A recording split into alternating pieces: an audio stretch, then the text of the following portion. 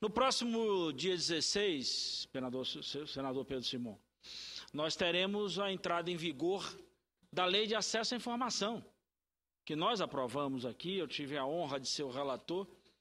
Aliás, eu tive a possibilidade de participar da decisão dessa lei nas duas casas.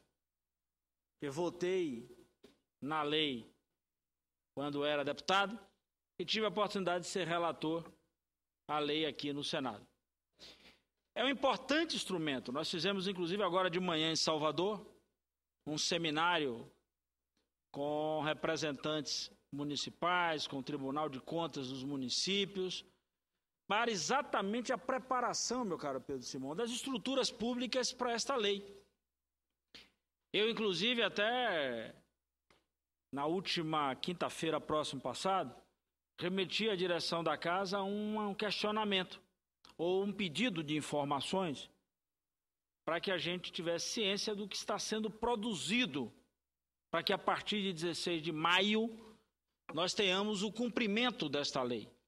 Se essa lei, Pedro Simão, já estivesse em vigor, muitas das coisas que hoje nós estamos discutindo teriam sido, pelo menos, evitadas pelo táxi. Pelo menos evitadas. Vossa Excelência, que participou muito conosco nessa empreitada aqui do fim do sigilo eterno.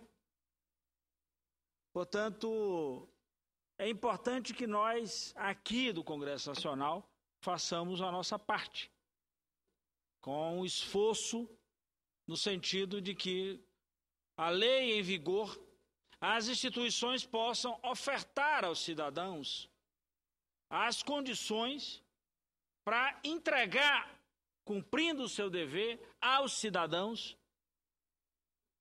para que eles possam entregar aquilo que de fato é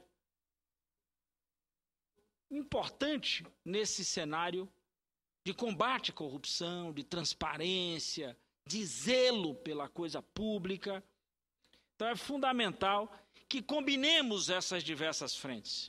O senador Pedro Táxi me dizia ali agora há pouco na mesa que tem uma PEC de sua autoria em relação à questão da utilização por parte das esferas, principalmente do executivo, nesse patamar, para que essa esfera, ou seja, do poder executivo,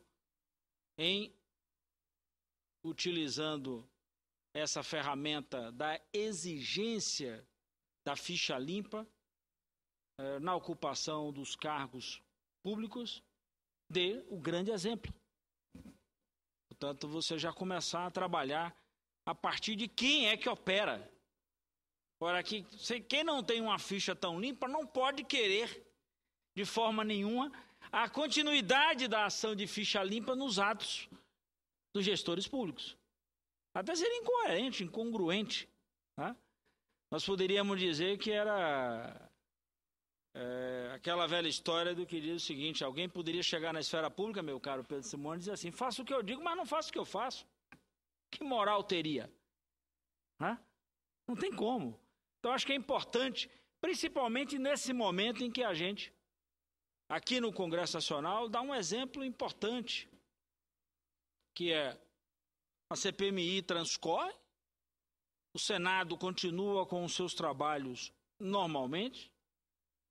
Eu, particularmente, acho que essa fase, que é a fase mais de coleta das informações, é a fase que os deputados e senadores precisam conhecer.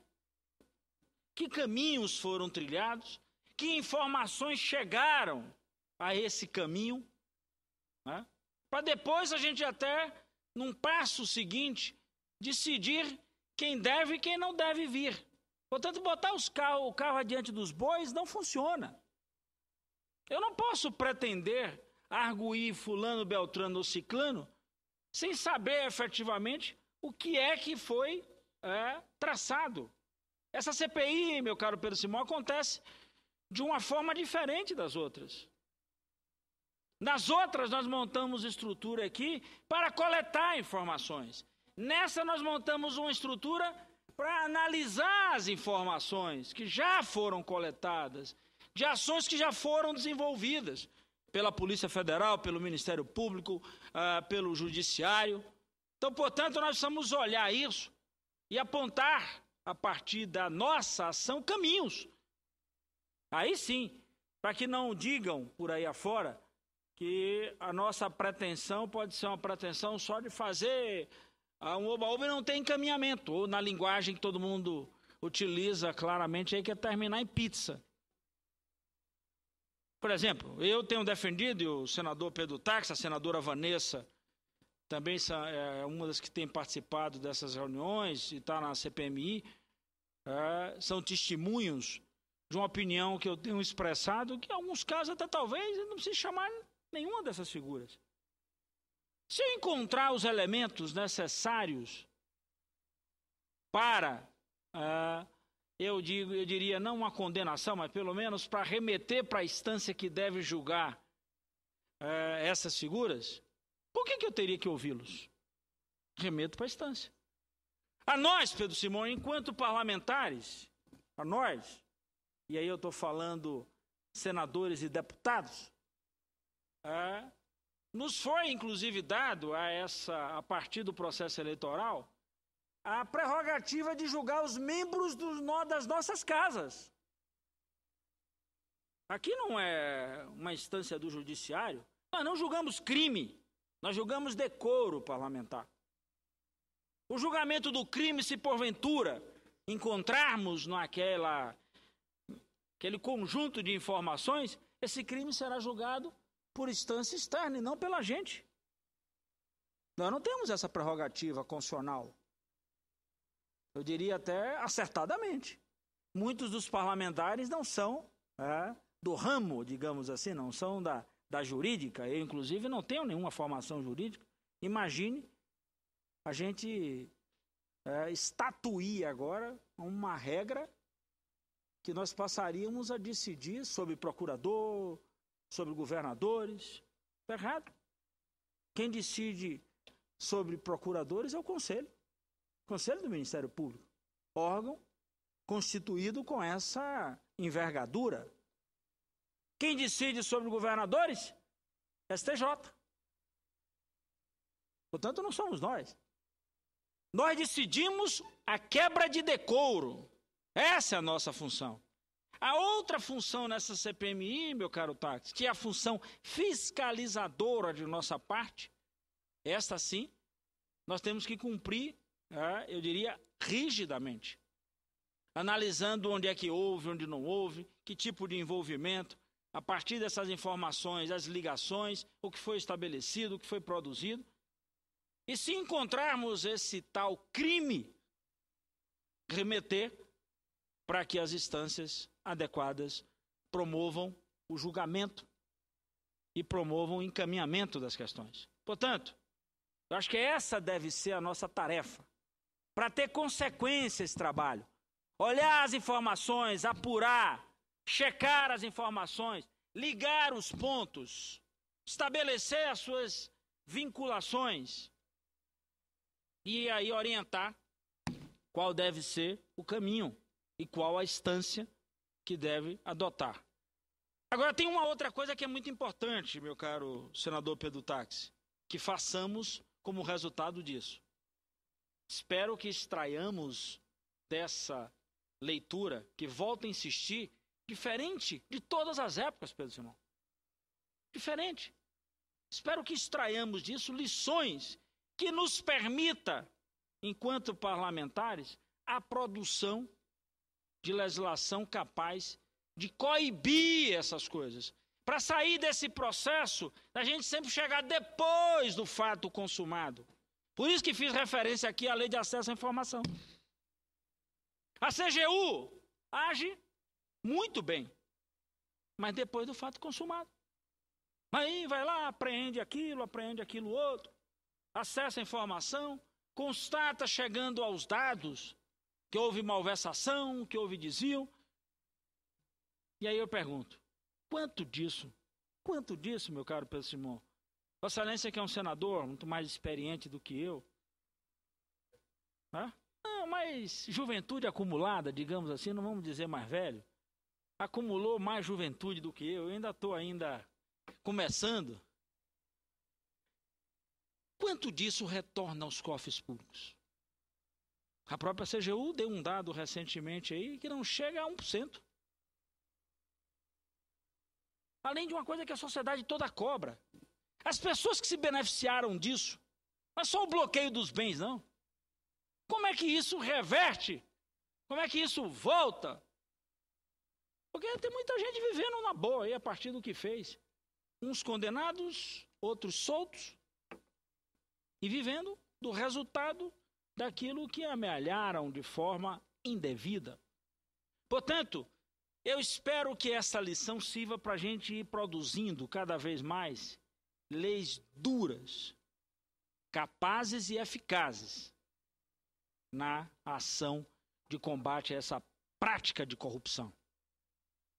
Eu me lembro que quando nós batalhamos aqui em maio, meu caro Pedro Simão, para aprovar a lei de acesso à informação, que foi uma caminhada, maio do ano passado, era a nossa tentativa, só conseguimos aprovar depois, insisti muito para que a gente votasse em 3 de maio, era exatamente numa combinação de fatores.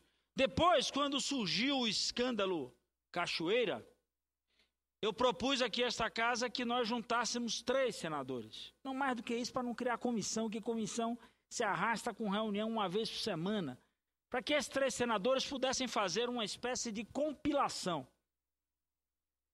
Para a gente trabalhar uma história do que eu sempre brinquei muito na Câmara, viu, Pedro Táxi?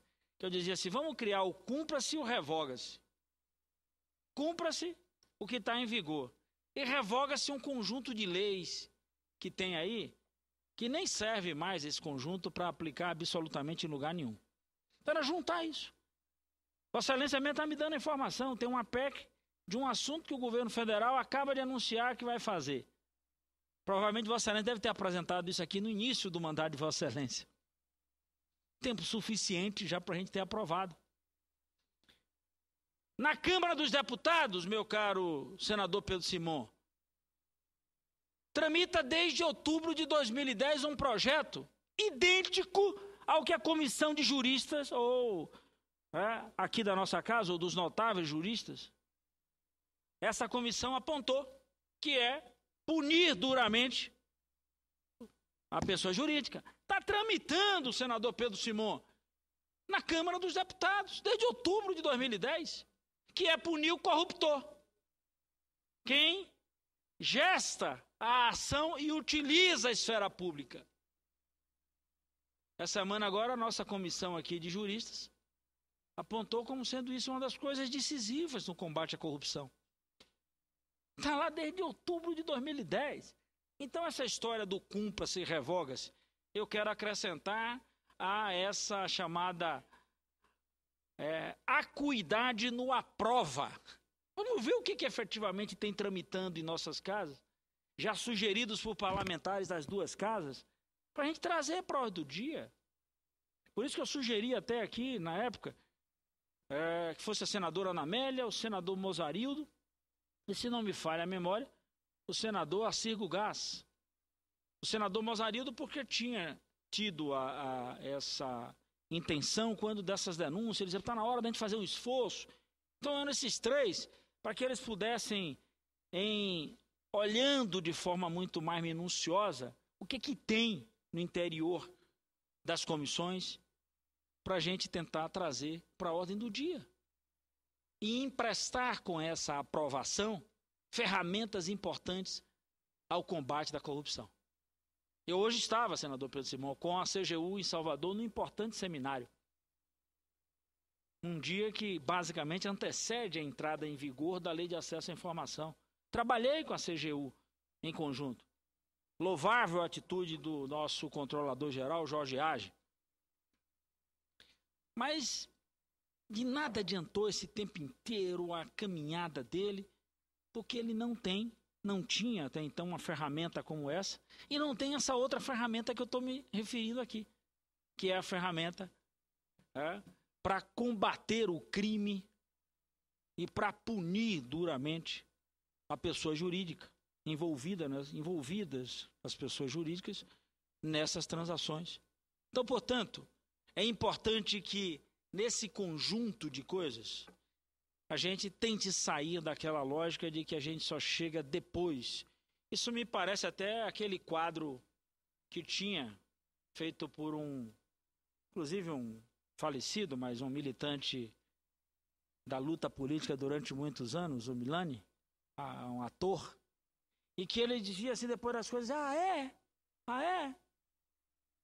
como se, tudo bem, eu encontrei isso, mas e daí? O que eu vou fazer com depois disso? Nada, já foi. É a história daquela brincadeira que todo mundo faz, a flecha lançada, foi-se, não volta nunca mais. A gente sabe até que ela foi lançada. E em alguns momentos, a gente até detecta onde a flecha bateu. Mas a gente não consegue mais voltar para dizer ela bateu no lugar errado. Volta ela aí rapidinho e vamos apontar o alvo correto. Importante é que essas ferramentas sirvam para isso. E aí começa com os simples atos julgados por alguns, que eu acho que é importante. Quem é que entra na esfera pública? Qual é o seu comportamento? Onde é que está a sua vida? O que é que você fez? Portanto, a história do ficha limpa.